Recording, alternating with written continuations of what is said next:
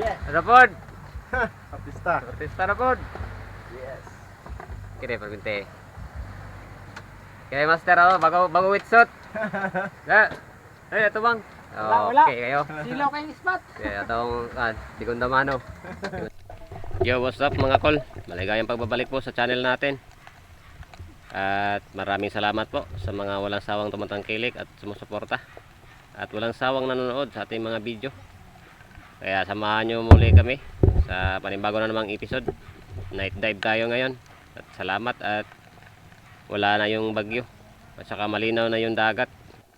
Kaya nagkaroon tayo ng pagkakataong makapag night dive. Thank you.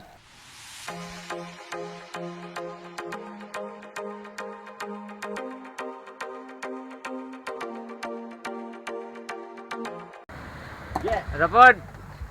Artista. Artista na pod. Yes. Kini pagkunti. Kaya master ako, bago wetsuit. Ito bang? Wala. Okay kayo. Silaw kayong spot. Kaya itong di ko damano. Shout out. Agoy, kanon sa mga tawhanan ng gamit sa panak at sa buyot. Ibang-ibang naman sabit-sabit mo eh. Yo, what's up mga kol? Night dive ulit tayo. Medyo maalon ngayon kaya try natin. Lima kaming lahat ngayon. Balikan natin tong spot na dati namin pinupuntahan. Tsaka may nauna na pala dito kanina. Pero susubukan pa rin natin, baka mayroon pang mga tinira. Ayun. So samahan nyo ulit kami. Maraming salamat. Good.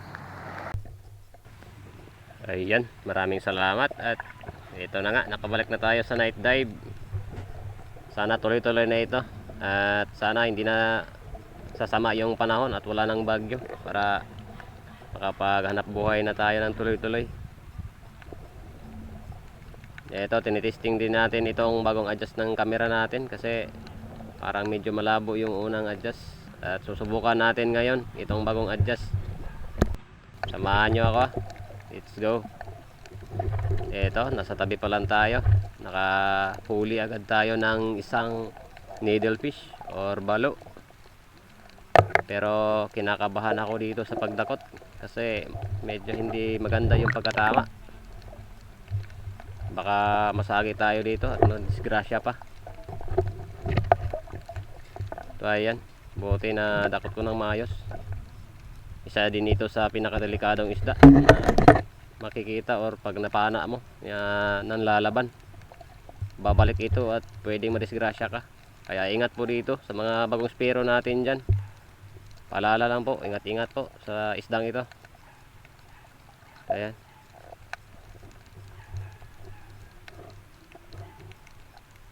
Bali sa may mababaw na part tayo dumaan kasi yung apat na kasama natin andun sila sa malalim. So ito pa, pawikan. Napakalaking pawikan. Sumalubong sa atin at napakaamo.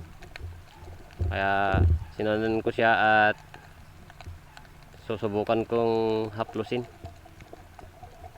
Ayan, kita nyo naman, oh. Klaro-klaro na yung tingkad ng kulay ng ating bagong adjust na camera. Kaya it's a good sign para tuloy-tuloy lang ating mga gagawin ng adventure at pagkukuha ng mga video sa ilalim ng dagat. At ito yung pangalawang isda natin. Buntot lang yung nakita ko. Nung silipin ko na siya, ito yung tumambad sa akin. Isang maming pala, malapad-lapad na maming. Kaya binanatan ko na. Pandagdag na ito sa pwedeng maiuwi natin. Ayan, nakadalawang sunod agad tayo.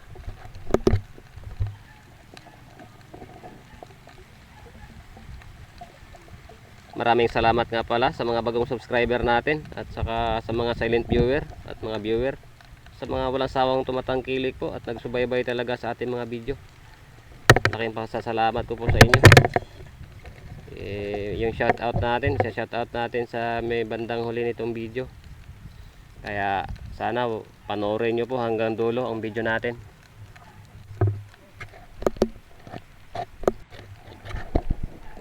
Next dive tayo.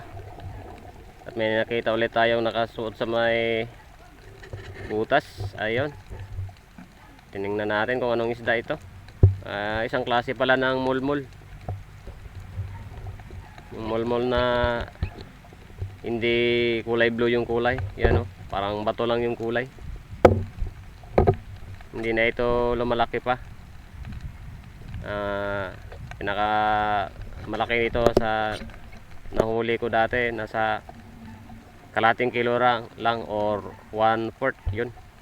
At ito, may sinunod tayong malaking isda sana. Kaso nang paglapit ko, butiti pala. Sayang, akala ko lipti na. Ayun, no, napakalaki. Mahigit 1.5 kilo to, or kulang-kulang 2 kilo na.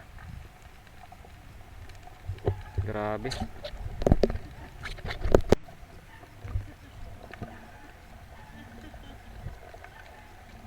So, ayun, sa may bandang unahan may nakita tayong isang uri din ng isda. Ito yung isda na napakasakit makatinik. Sa mga hindi pa po nakakilala dito, at kung makikita ko nyo man ito sa paliligo nyo or pamamana, mag-ingat po kayo sa paghawak ng isdang ito, mga kol. Napakadelikado po ng isdang ito, mga kol. Nakakain po ito, pero dapat may ingat talaga sa paghuli nito. So ito pa, sa unahan lang ng konti, isang isda na naman na hindi pa natin nakikita. Ayan, hindi naman siya mulmul. Ngayon ko pa lang siya nakita, o ngayon pa lang ako nakakita ng ganyang klase.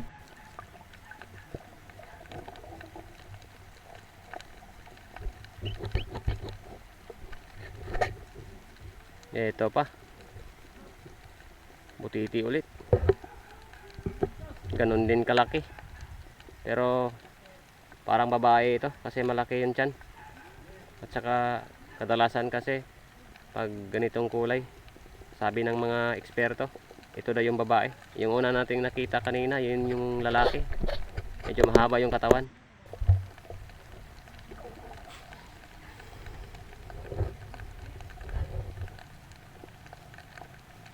So yun na nga. Ang ganda ng bagong adjust natin. Lumilitaw na talaga yung kulay. Lalo na itong timbungan. Ayun, no, mapula-pula.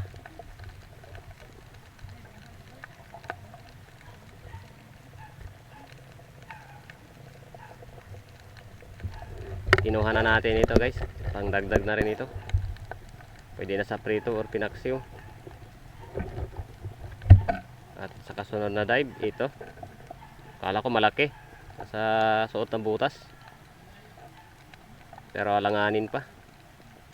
Kaya binidyohan na lang natin at hinayaan. Papalakihin muna natin yan. Ganda pa naman ang klase yun. Yun ang mas mahal na klase ng uri ng banagan o lobster.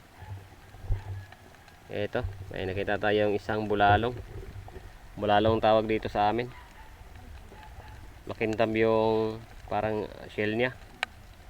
Nakakain ito, kinakain ito dito sa amin, pero may tatanggalin ka dapat dito sa laman niya. Aalisin. Ayan. Kung may gusto man mag-try nga kumain ito, konsulta muna kayo sa mga eksperto. Ayun. So dito naman, ito yung pinakasamasam natin na makita talaga sa pag na night dive, itong ganitong klaseng isda. Ayun, no, ang kulay niya talaga ang nagdala ng bida.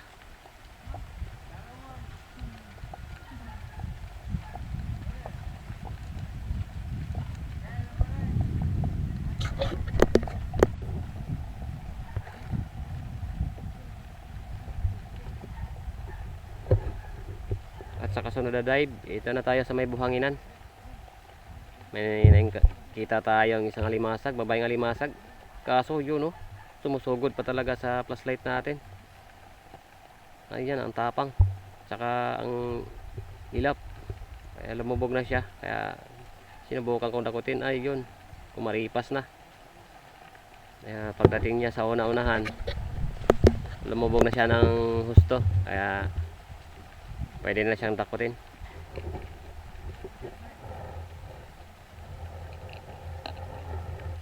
At ito na nga. Ang ganda ng pagkalubog niya. Kaya ganda rin ang pagkadakot natin. At syempre wala tayong kabas sa pagdakot kasi makakapal yung gloves natin na gamit. Ayan, sige, kagatin mo yan. Wala kang magawa dyan. Babaeng alimasag pala ito mga kol. Eh wala namang itlog kaya kinuha na natin. Jack, mataba ito.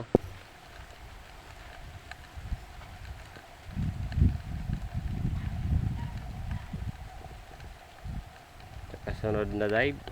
Ito, isang timbungan pa. Hindi sila ganon kalalaki pero pwede na. Pwede na ito pagtsagaan. Yun. Sa pool, kinuha na natin kasi wala, medyo matubal talaga. Wala talagang akyat na mga isda. Nasa buhanginan tayo kanina. Yung alimasag lang yung nakita natin. Eh yung parte pa naman yun dati nung last mga video natin na marami tayong nahuling mga danggit. Pero ngayon wala.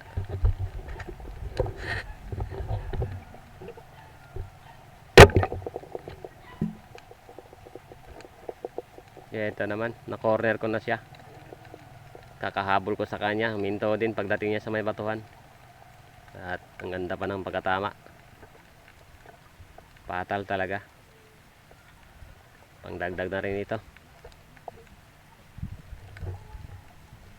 Abangan nyo sa mga susunod na video or mga upload ko mga kol. May ipapakita ko sa inyo. Abangan nyo po.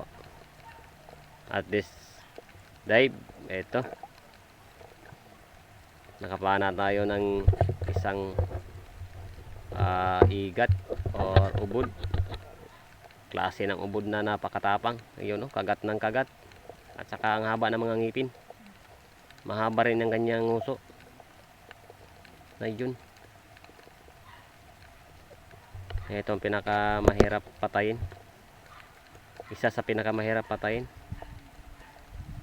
Yan. Kung wala ka talagang diskarte sa nilalang na ito, kung paano patayin, mahirapan ka talaga. Kaya minsan lang ako nanghuli ng ganito kasi abala. So dito naman medyo malikot yung camera natin kasi hinahanap natin yung malaking lapu-lapu sana. Nasa malaking bato. Butas ng malaking bato. Kaso biglang nawala kasi mailap. Kaya sinubukan kong ikutan at hinanap. Pero di ko na talaga siya nakita. Okay, ito sumalubong sa atin.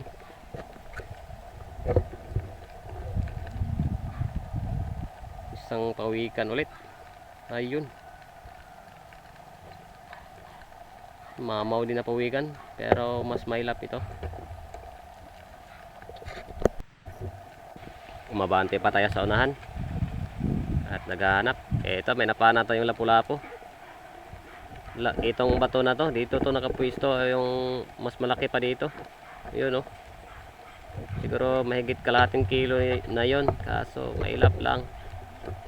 Pero ito napana natin nang walang kahirap-hirap. Ayun. Ayun, oh. 300 grams na ito mga kol. Kaya goods na. Tinawag ko pala yung isang kasama ko at nagpatulong ako. Gusto kong ilawan yan sa may bandang likod ng malaking bato at ako naman dito sa kabila para mahanap talaga namin kung saan nakapwisto na yun. At ito na nga yung kasama ko. Na-try na niyang hanapin. Inilawan yung ilalim ng bato. Pero iba yung nakita niya mga kol.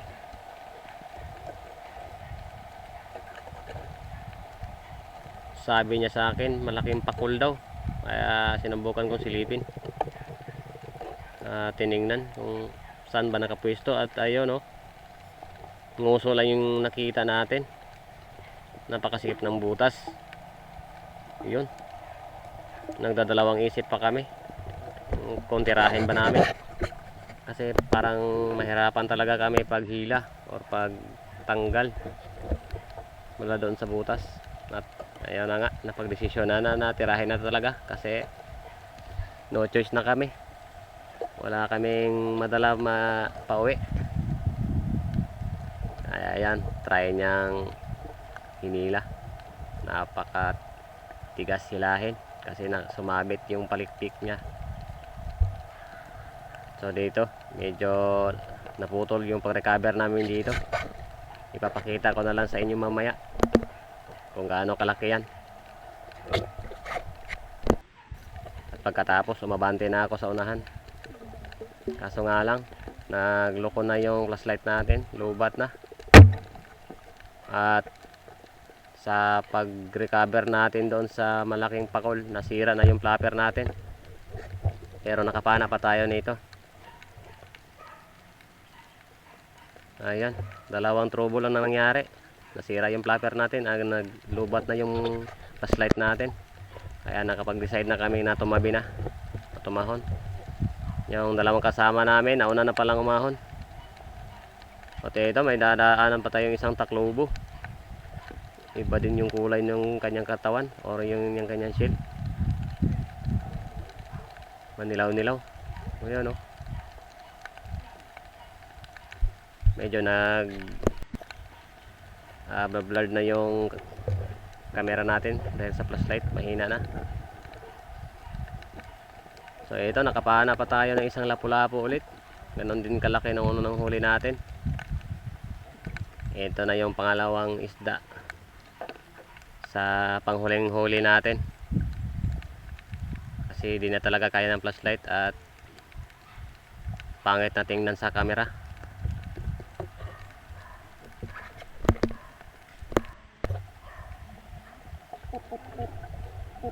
So ito na yung panghuling huli natin mga kol. Pinatulan ko na rin ito. Sa mga nakakilala dito, kayo na pong bahala. Isang bugaong. Sa mga bumibili dito na di pa nakakilala, pakilinis lang po ng maigi. Tanggalin nyo po lahat ng mga laman loob at saka siyempre yung hasang. Yan lang po ang may advice ko. Lubot ng flashlight natin, guys. At saka nasira din yung flapper natin. Saho na kami. Salamat.